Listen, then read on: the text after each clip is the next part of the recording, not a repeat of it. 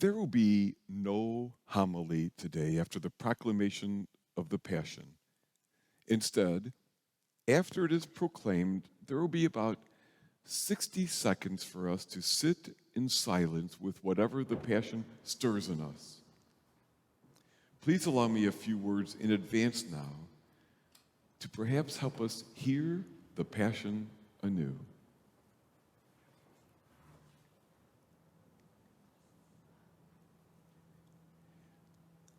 Over the years, as I've listened to this story with all its different characters, this beautiful story, this awful story, this frightening, inspiring, heartbreaking story, I've sometimes wondered, which person is me?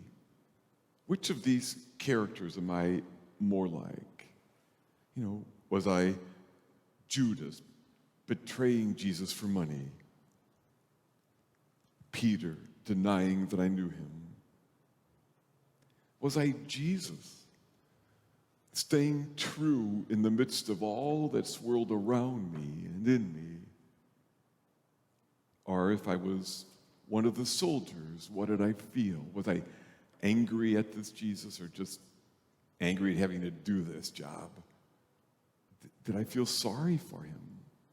Or maybe even feel guilty about what we were doing to him? Or what? Who was I? Over the years, I have come to realize I am all of the characters in this story. Each of them symbolizes part of who I am.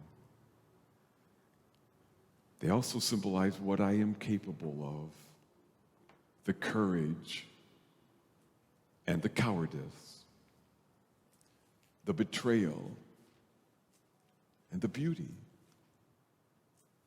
the saint and the sinner, all of it, all of those are in me. All of those are in you as well. Today, when we listen, let us listen for ourselves in these characters. We've lived a year struggling with a pandemic and with politics, with love and with loss, and we are all changed. It is worth it to ask God to help us listen. At this particular time in our lives, where are we in this story? And there are no right or wrong answers. And it's probably true that there are one or two characters this year that we identify with in a special way. For example, perhaps this year you've done some extra caregiving. Wanted to do what you could to ease the suffering you saw. And maybe you identify with the woman who anointed the feet of Jesus. That compassion she had for the suffering Jesus, maybe that's welled up in you as well. And maybe you weren't so good with words, but you just did whatever what was needed to help out. Or think of the crowds that turned angrily against Jesus. Maybe these days you found the energy of the angry crowds in you as well and have been tempted just to yell out in hostility. Or, Simon of Cyrene was pressed into service. He helped Jesus carry his cross. Did he resent that? Was he glad to do that? Did his feelings about that change as he made the way? Many of us were pressed into service this year in ways we didn't expect. Did we resent it? Were we glad to help? Did our feelings about that change as we made our way? This year there's been a lot of loss, a lot of death, a lot of heartache. Are we one of the women weeping at the tomb, trying to imagine how we would go on with life? or whether or not we even want to.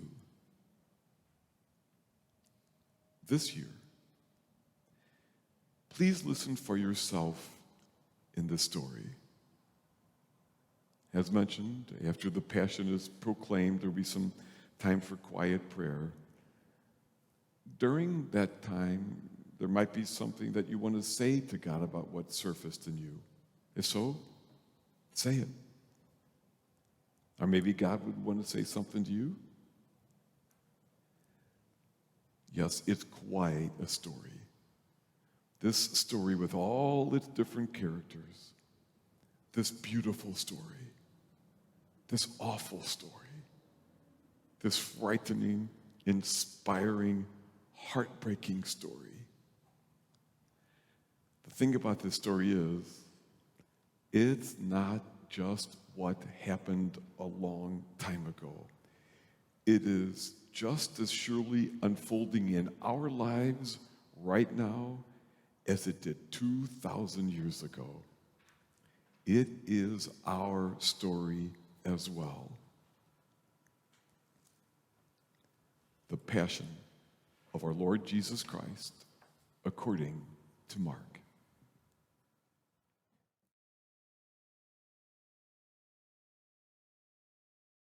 Boys and girls, when I came over, there was a note on Big Al's box from him, and it said, "Dear Father Joe, it is Holy Week, in case you didn't know. After I prayed today, I decided to help a neighbor in his backyard. That's where I am now." Oh, I think he gets it. See you at Easter. Please tell the boys and girls I will pray that this week helps them be more like Jesus.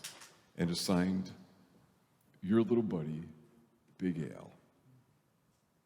Boys and girls, I'll join Big Al praying that this week helps you be more like Jesus.